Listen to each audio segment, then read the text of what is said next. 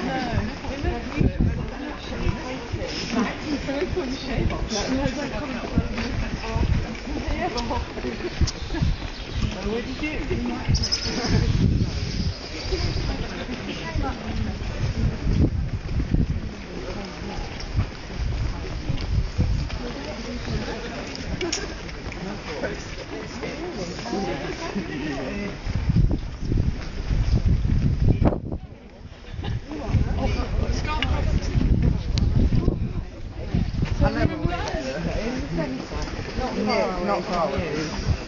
Quite a long way.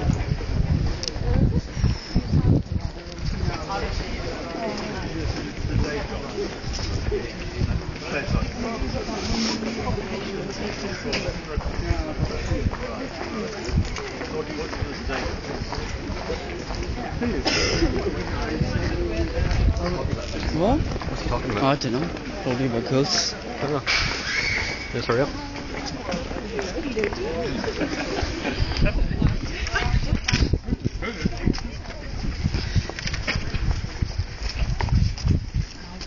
I guess let's do go further around here. We don't need a fire escape.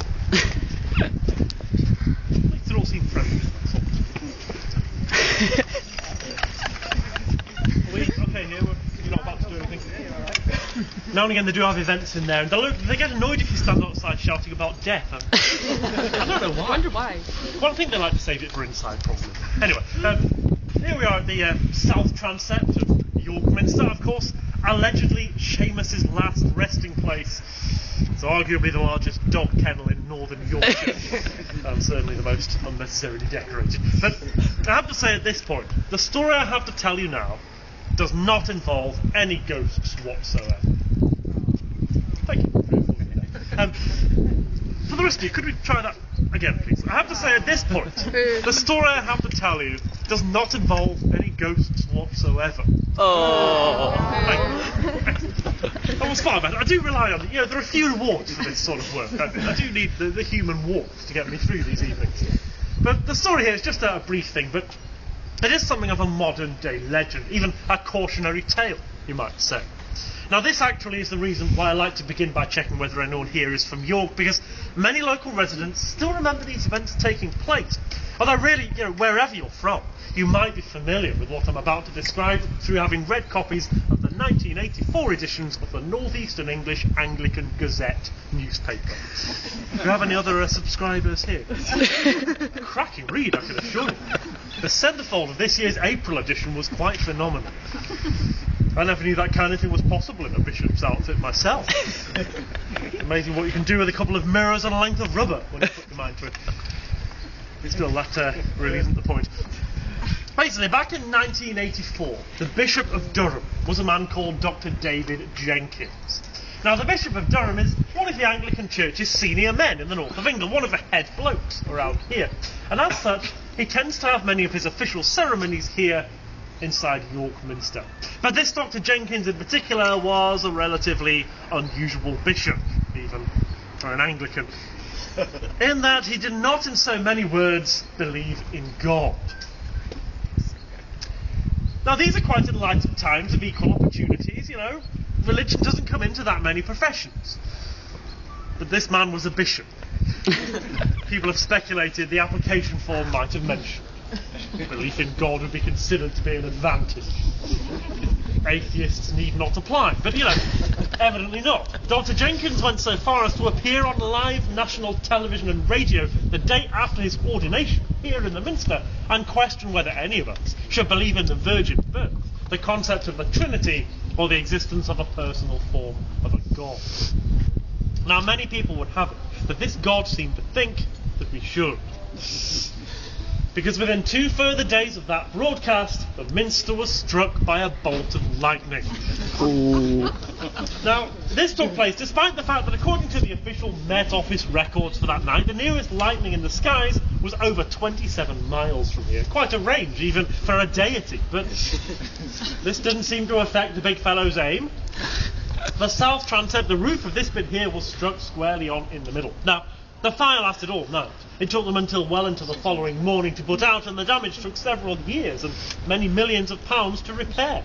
People all have their own theories about it. Was it divine intervention? Was it mere climatic coincidence? Some peculiar form of arson, or just the first in a long line of friendly fire incidents? Nobody really knows, but certainly, whatever your theory is, it has had the effect of making those of us who live here in the middle of York a little more careful about what we question out loud, especially when we're standing around here. Now, at this point, I'm not quite sure this is going to work this evening, but it might. Let's just see what happens. Normally at this point, you know, as the beginning bit of the tour draws to a close, we're about to move on to the really horrible stuff. You know, the reason you've all come, let's be honest. Ooh. What I normally like to do to mark this section is to offer to add a bit of excitement, a bit of drama, and a bit of realism to the night's proceeding. And the way I like to do this is by demonstrating for you the effect of a bolt of lightning. And the way I like to do this is by striking a child with my stick. So we don't really have any very small people here this evening, but nonetheless, let's see if anyone would like to volunteer. We've got a nice little stage here, and we'll carry on. How did I know you were going to volunteer here? What am I volunteering for? Obviously, I'm not actually supposed. It's all right. If you're in this line of work, the thing is that, well, normally in a group this size, there would have been 2 or 3 8-year-olds at the front, cool. and someone would have pushed one of them forwards, and we'd have laughed, and they'd look nervous.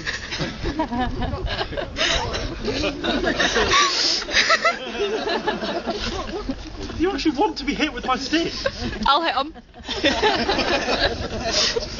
The point I'm trying to make is it's just an idle threat. I don't really want to. I'll tell you what, maybe right at the end, just a few of us in private, it'll be great.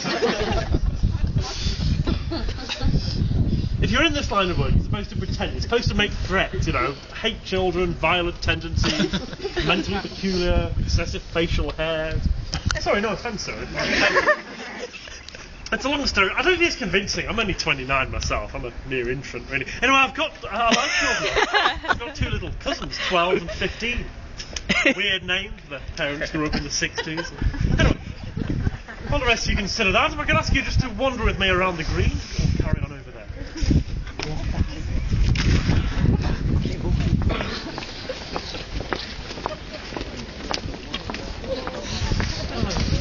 We actually had in class. I think he's got a bit dirty. Just for the sake of fun.